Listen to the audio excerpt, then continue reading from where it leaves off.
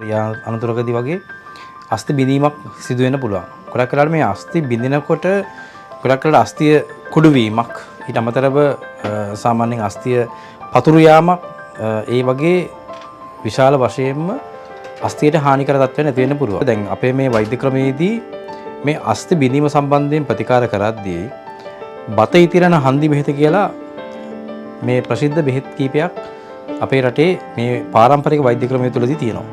ඉතින් මේකෙදි බත ලිපේ තියලා බත ඉදෙනකොට මේ බෙහෙත් එක බැන්දලා පස්සේ සාමාන්‍යයෙන් බත ඉදිලා වුණාට පස්සේ අස්ථිය හයි වෙලා ඉවරයි. දැන් අපි ගාවත් තියෙනවා එහෙම බෙහෙත් කීපයක්. සාමාන්‍යයෙන් අපි ගාවට මේ බග්නයක් වෙලා එන පුද්ගලයෙකුට බෙහෙත් තෙල් සාත්තුව මගින් තෙල් ගාලා ඉවර වෙලා ඊට පස්සේ අවශ්‍ය බෙහෙත් එක බැඳලා පස්සේ සාමාන්‍යයෙන් පැයකින් පස්සේ ගැලවුවට පස්සේ අස්ථිය හයි වෙනවා. ඊට පස්සේ දවස් 3ක් යනකම් හොල්ලන්න නැතුව තියා ගන්න ඕනේ. අර අස්ථිය මෙලෙක් වෙලා කියන ලපටි අවස්ථාවේ තියෙන නිසා. ඉතින් මේ වගේ විවිධ මේ රටේ තියෙන પરම්පරාවල විවිධ දක්ෂ මේ වගේ කැඩුම් බිඳුම් පිළිබඳව අස්ථි පාස්සන්න පුළුවන්.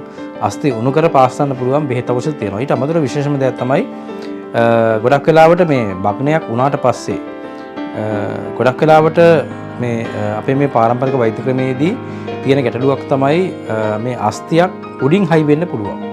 ගොඩක් වෙලාවට අස්ථිය වෙනස් වෙලා හයි වෙන්න පුළුවන්. දැන් මේ වගේ දෙයක් වුණාට පස්සේ නැවතත් එය ලිහිල් කරලා ආයේ ඒකට බුරුල් කරන්න අවශ්‍ය බෙහෙත් ඖෂධ තියෙනවා. ඒවා මගින් අපිට නැවත අස්ථිය හදාගැනීමේ හැකියාවක් තියෙනවා. ඉතින් දැනට අනිකුත් වෛද්‍ය ක්‍රමවලදී ගොඩක් වෙලාවට අස්ථිය බිඳුනට පස්සේ ප්ලේට් එකක් දාන එකක් ඊට අමතරව ඇන දාන එකක් වගේ දේවල් තමයි ගොඩක් වෙලාවට පින් එකක් ගහන එකක් වගේ තමයි ගොඩක් වෙලාවට අනිත් වෛද්‍ය ක්‍රමවලදී කරන්නේ. හැබැයි මේ පාරම්පරික බෙහෙත් අපේ මේ පාරම්පරික කැඩුම් බිඳුම් වෙදකමේදී බෙහෙත් කොළ වර්ග සහ ඊට අමතරව තෙල් කීර කියලා තියෙනවා. මේ තෙල් කීර කියන්නේ දැන් මේක අවුවෙන් රත් කරලා ගන්න තෙල් වර්ග දෙන බෙහෙත් ඖෂධ අරගෙන මේ වගේ දේවල් වලින් අස්ථියක් සුවපත් කිරීමේ හැකියාව තියෙනවා.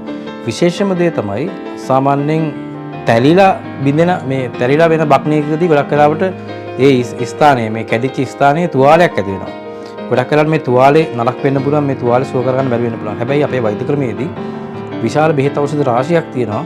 මේ වගේ තුවාලයක් ඇති වුණාට පස්සේ ඒ තුවාලෙත් සුව කරගෙන අස්ථිය වර්ධනය කරන්න. ඉතින් අපි ගාව දැනට විශාල සාක්ෂි ගොඩක් සහ අපෙන් සුවපත් වෙච්ච විශාල රෝගීන් පිරිසක් ඉන්නවා. මේ වගේ අස්ථි බිඳීම් වලදී හරියාකාරව කිසිම අඩුපාඩුවක් නැතුව හරියාකාරව අඟලක්වත් වෙනස් වෙන්නේ නැතුව අපි ඒ අස්ථි හරියාකාරව සකස් කරලා තියෙනවා. මම බාත්රූම් එකේ වැටුණා. වැටෙනකොට මේ මෙතන තමයි වැදුනේ. ඊට පස්සේ මම විද මහත්තයා ගාවට ආවා. දැන් සති 4ක් මාසයක් වෙන්න එනවා. ඉක්මනටම ආපුවාම ඉක්මනටම හොඳ කරලා යවනවා. ඒ දිගටම බෙහෙත් බැන්ද දවසක් කියලා දවසක් වගේ බෙහෙත් බැන්ද. මේ මගේ මහත්තයාගෙත් කොහොම මත් දෙකම කැඩලා තිබිලිවල දවස් 45න් හොඳ වුණා.